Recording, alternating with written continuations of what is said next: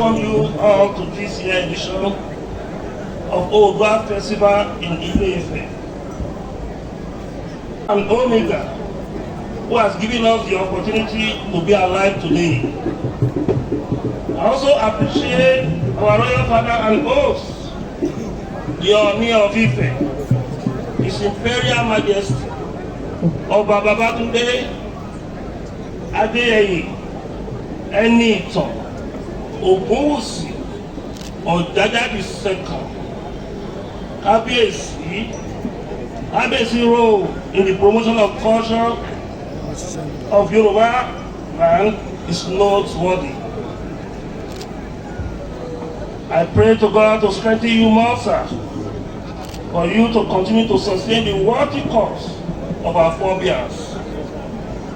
My special appreciation also goes to all royal fathers, chiefs that are here present today.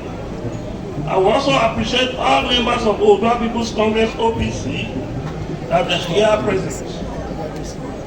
They have been keeping the hope alive by defending the cause of our race and also promote more than 25 festivals annually across Yoruba land. They are the ambassador of our race here in Nigeria, and their determination and unrelenting spirit is key to the success of this festival today. I appreciate all the delegates of the Yoruba Progressive Union OPU for their effort in promoting Yoruba culture, tradition across the world. It is on record that our diaspora organization is presently in 98 countries, and over 200 delegates of OPU are in Nigeria from different countries for the 10th edition of the annual World Congress held in Osogbo. Today, they are all in Ile-Ife to pay homage to the home of Odudua, the progenitor of Yoruba race. They took all risks, spent their hard-earned currency to come to Nigeria and participate in the World Congress. This is the tradition for the past 10 years. I'm happy that Kábíyèsí is always ready to receive us and spend quality time with all his sons and daughters from the diasporas. Traditional institution in Yoruba land, the sanctity of the stool. As we celebrate Oodua Festival today, I would like to use this great opportunity to appeal to all Yoruba sons and daughters, wherever they are in the world, to respect Yoruba traditional institutions. The stool of our Oba in Yoruba land is sacred because it's the soul of our forefathers and it's hallowed. Our traditional institution remains the only institution that's never been destroyed by the so-called civilization. It must be preserved as such. There is need for us to respect our traditional rulers as it was be in the olden days. In the same vein, I'm appealing to our traditional rulers in Yoruba land to protect the sanctity of their stool in all their activities. The honor and respect attached to the stool of our traditional ruler must be guided jealously by all of us. However, our traditional ruler must not denigrate their sacred position because of religion or political activities. By our culture, Yoruba Obas is the next to God. Our royal fathers are mostly called Alashe Ikeji Orisha. They are also the custodian of our culture and tradition. On the other hand, I'm appealing to our royal fathers to work together in ensuring peace and unity in Yoruba land. When Yoruba land is united, peaceful, our royal father will be able to play their role, traditional role, for the benefit of our race. As far as I'm concerned, the only way we can sustain our cultural identity is to promote the idea of our forefathers. And cultural promotion activities is a major factor by driving the lofty cause.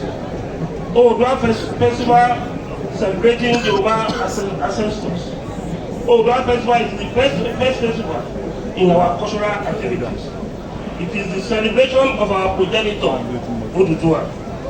It offers the best opportunity for us to reunite with the spirit of our forebears. As we reunite with the spirits, we also seek their blessing in Ile-Ife. As an organization that is supposed to rekindle the hope of our race, we are inspired not by the hurdles placed on our path by our prudence, but by the courage and unrelenting spirit of our members. So as we continue to pray the race, I want to assure all members of our organization, both at home and in diaspora, that no matter the situation, we will continue to drive our cultural promotion agenda without looking back. Insecurity, the need to tackle is such.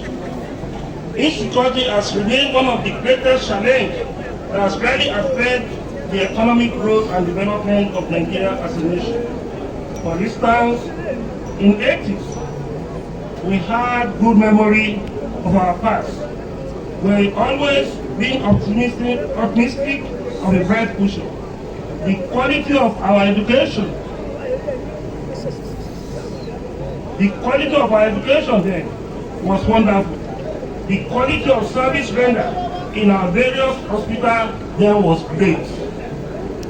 But in the past 4 years, Nigeria has been facing with the various security challenges.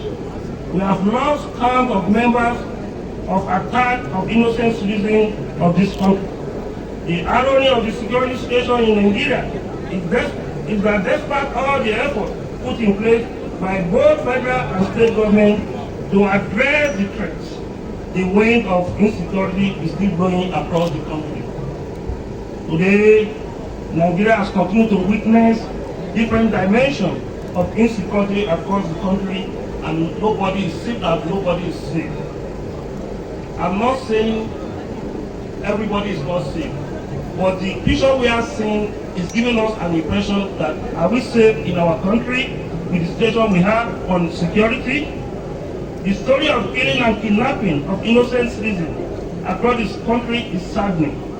And the international media didn't take us serious because they seem not to care about the numbers of lives that are lost to insecurity.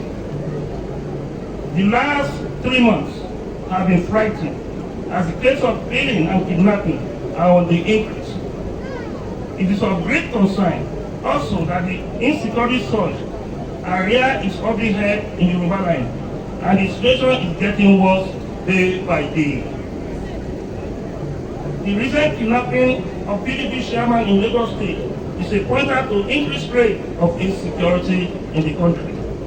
Though the PDP chairman has been released, the ransom paid to abductors will not be made public. Unfortunately, the Ogere path along Lagos and Ibadan Express Road has been infiltrated by the government hiding as a driver. The bad elements are now relocating to Lagos. Remember that is how it started in Plateau State. As the Aare Onakakanfo of Yoruba land, we will not allow the Plateau massacre to be replicated in any part of Yoruba land. But it must be stated that there is urgent need for a lasting synergy between the government and the people at the grassroots. In the present security situation in the country, it is obvious that the government cannot do it alone. Àbí mo parọ́ ni commissioner, àbí torí electoral law, àjọ ṣe ni. Ẹ̀yin lẹ lágbára, ṣùgbọ́n àwa náà lọ́gbọ́n kékeré. Ẹ̀yin lẹ lówó, ṣùgbọ́n àwa náà lọ́gbọ́n kékeré. Government owns everything, but the citizens can have their inputs. The battle to curb the spread of insecurity should be a collective effort. The government should involve us in addressing these issues. It's very, very important. If the governor of the Southwest involve me in the effort to curb insecurity in the region, I assure you that the security challenge in the region will be addressed drastically within 6 months. I quote again. If the governor of the Southwest involve me in the effort to curb insecurity in the region, I assure you that the security challenge in the region will reduce drastically within a period of 6 months. You can quote me just statement of the press. A good example of our involvement in curbing the challenge in Lagos State when the Bado was major security threat in Lagos and Ogun State, especially in Ikorodu. Bado threat was a big problem for residents of the town, but our timely intervention on the security threat did the magic, and we are able to put a stop to the Bado threat in Ikorodu and the entire Lagos and Ogun State. Also, Iskilu Wakilu story was still fresh in our memory. The people of Aare town, Igogo, and other community in Ibarapa area of Oyo State are completely respite when our men, the OPC, caught Wakili and handed him over to the police within the period of 3 weeks. He is still on trial over the criminal activities in Ibarapa area of Oyo State. In Oyo area, Lagos State, we name the case of kidnapping in the bud through our daily efforts. For instance, in 2015, OPC under my leadership had also succeeded in securing the pipeline against vandals. The result then was a huge success for the Nigerian National Petroleum Corporation, NNPC. The management of NNPC applaud our effort in securing the pipeline then. They later call us and tell us that there was no space for them to park their vehicle in their garage. And this was due to the number of arrests we recorded within 3 months against vandals.